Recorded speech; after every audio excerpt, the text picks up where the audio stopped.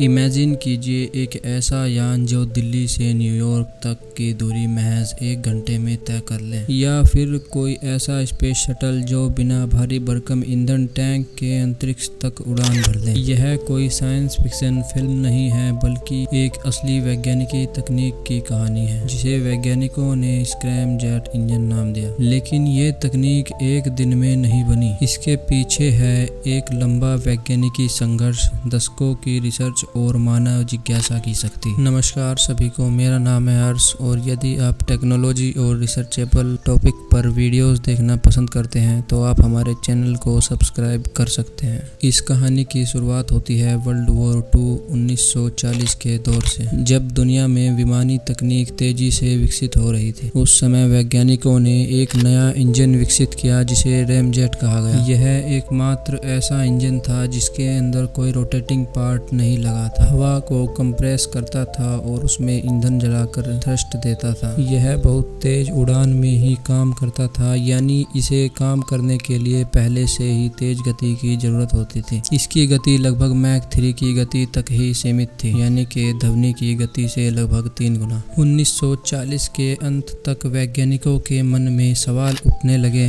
अगर ramjet Mac 3 तक काम करता है तो क्या कोई ऐसा इंजन हो सकता है जो मैक 5 या उससे भी ऊपर काम कर सके। बस यहीं से जन्म हुआ एक क्रांतिकारी विचार का, जिसे सुपरसोनिक कंबशन रैमजेट कहा गया। इसे संक्षेप में स्क्रैमजेट भी कहते हैं। 1960 से 70 का वह समय था जब अमेरिका, सोवियत संघ और यूरोप के वैज्ञानिक इस नई तकनीक को समझने और विकसित करने लगे। इसमें सबसे बड़ी चुनौती थी सुपरसोनिक गति में हवा के अंदर दहन कैसे होगा, क्योंकि हवा बहुत तेजी से दहन कक्ष से गुजरती है, उसे जलने का समय ही नहीं मिलता। यह वो दौर था जब प्रयोगशालाओं में हजारों विफलताएं हुई, लेकिन वैज्ञानिक पीछे नहीं हटे। धीरे धीरे 1980 से 90 के बीच वैज्ञानिकों ने स्क्रैमजेट इंजन के छोटे छोटे प्रोटोटाइप बना लिए। उन्हें टनल टेस्ट में चलाया गया, जिससे यह साबित हुआ कि सुपरसोनिक दहन संभव है, लेकिन अनस्टेबल होता है। इस दौरान अमेरिका और रूस दोनों ने अपने सीक्रेट प्रोग्राम चलाए। अमेरिका ने नासा और ड्रेपा के जरिए रिसर्च तेज की। सोवियत संघ में भी हाइपरसोनिक इंजन पर काम जारी रहा। 16 नवंबर 2004 इस दिन इतिहास रचा गया। नासा ने अपना हाइपर एक्स प्रोजेक्ट लॉन्च किया। एक छोटा हाइपरसोनिक यान X-43A को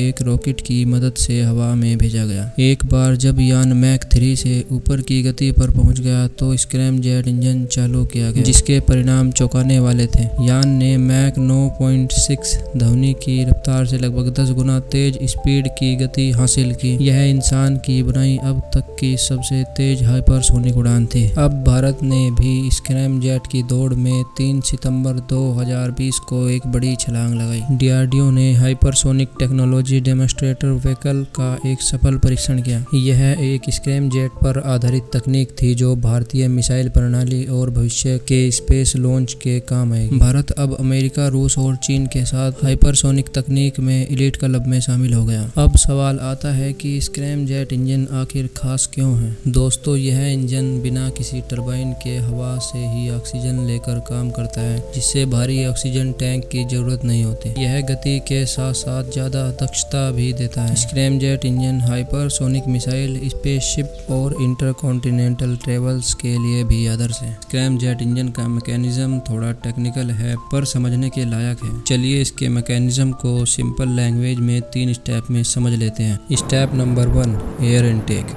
सबसे पहले हवा इंजन में प्रवेश करती है। इसकी गति बहुत ज़्यादा तेज होती है, लगभग 5 मैक स्पीड तक। स्क्रैमजेट इंजन में कोई कंप्रेसर नहीं होता, इसलिए हवा को रुकने नहीं दिया जाता। उसे सुपरसोनिक रफ्तार से दहन कक्ष में भेजा जाता है। Step 2, combustion chamber. यहाँ पर हाइड्रोजन जैसे ईंधन को हवा में इंजेक्ट किया जाता है और दहन होता है, यानी फ्यूल जलता है। ये प्रक्रिया बेहद तेज होती है क्योंकि हवा की गति धीमी नहीं की जाती। Step 3, exhaust noise. अब जो गर्म गैसें बनती है उन्हें एक नोजल से तेजी से बाहर निकाला जाता है, जिससे जबरदस्त थ्रस्ट यानी धक्का पैदा होता है। स्क्रैम जेट इंजन का सबसे बड़ा उपयोग हाइपरसोनिक क्रूज मिसाइलों में किया जाता है। ये मिसाइलें इतनी तेज होती है कि मौजूदा एयर डिफेंस सिस्टम इन्हें ट्रैक या इंटरसेप्ट नहीं कर सकता। उदाहरण के लिए ब्रह्मोस 2। स्क्रैम जेट इंजन की शुरुआत एक सवाल से हुई थी कि क्या हम हवा में ही ऑक्सीजन लेकर बिना रॉकेट के स्पेस में पहुंच सकते हैं, और आज यह तकनीक दुनिया की सस्ती, तेज और दोबारा इस्तेमाल हो सकने वाली स्पेस टेक्नोलॉजी की ओर ले जा रही है। दोस्तों, अगर आपको यह वीडियो पसंद आई है तो चैनल को सब्सक्राइब करें, शेयर करें और वीडियो पर अपना एक प्यारा सा लाइक जरूर दें।